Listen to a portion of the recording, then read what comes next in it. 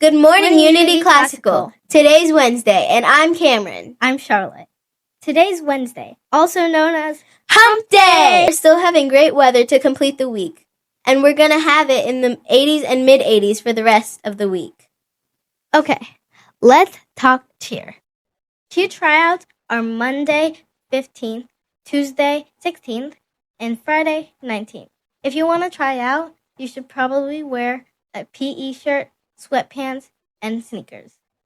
Volleyball will have their first game on Thursday, so please wish them good luck. And if you see them in the hallway, cheer them on or even give them a hug. Let's hear it from Miss Barnes, the lead coach for volleyball.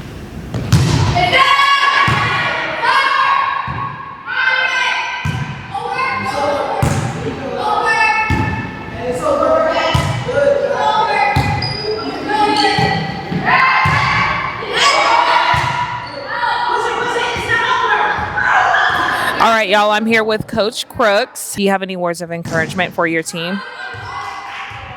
Y'all know what to do, so do it. All right, you heard it. Now let's see what Miss Barnes has to say. Hey, it's Coach Barnes wishing the girls a fabulous day. Our first game is on Thursday, and we're excited to play against Brookstone.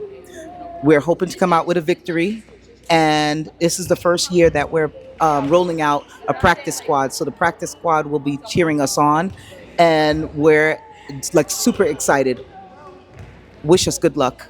Well, we don't need luck. We're going to cream them. We're inviting all staff members, all students, anyone willing to come out and support us. Please do. We're hoping for a fantastic day on Thursday.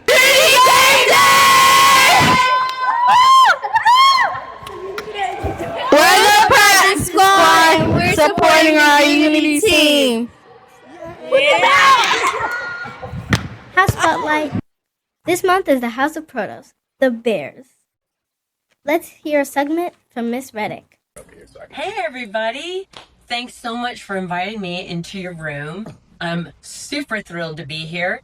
I don't know if you know, if you've been listening to the morning news, you probably already do, but this month is brought to you by House Protos, and we're gonna shake things up a little bit this month because we're gonna be having a little story time for everybody.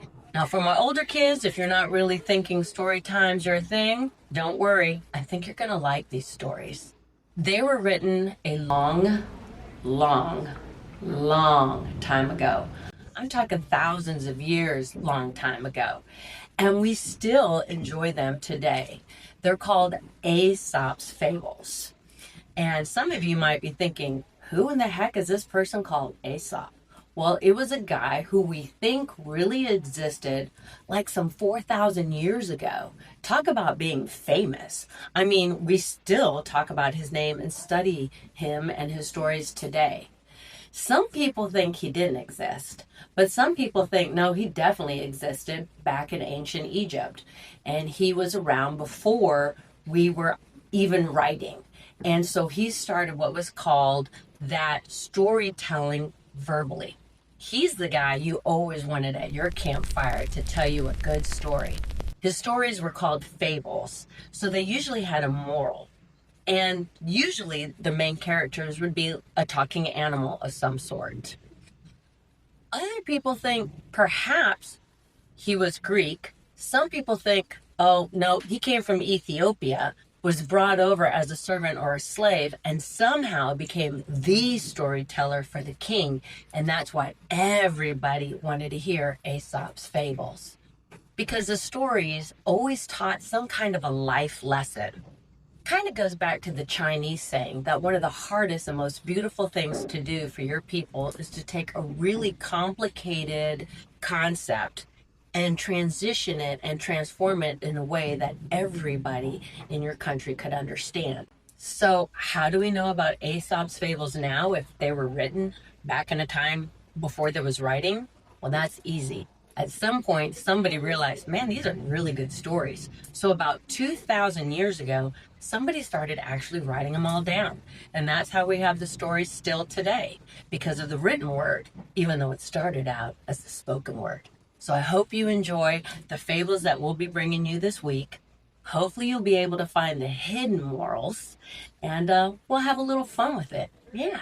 So until then, bye. Thanks, Miss Reddick. Now time for Guess the Teacher. We're going to show a baby photo of a teacher, and you're going to have to guess who it is. Maybe this teacher is a first grade teacher. Or maybe even a third grade teacher. Who knows? Shout out to the birthday club. Celebrate Kennedy, Harrison, and Miss Hubbard. Fun segment, Wacky Wednesday Riddle. What has hands but can't clap? Do you know the answer? Jinx, knock on wood, you owe me a soda. Pop. Ding, ding, ding, ding, ding, ding, ding, ding, ding. That's not fair. I don't even have a soda to give you. Plus, why did you show them our Jinx? Oopsie. Anyways, what has hands but can't clap? Do you know the answer? I don't know. The answer is a clock. Did you get it right? That was a really hard. That's it for today's Unity Sunrise. Now time for our Unity motto. We are safe, we are loving, we are learning, we are leaders. Today's also National Quiet Day. Shh. Bye, guys.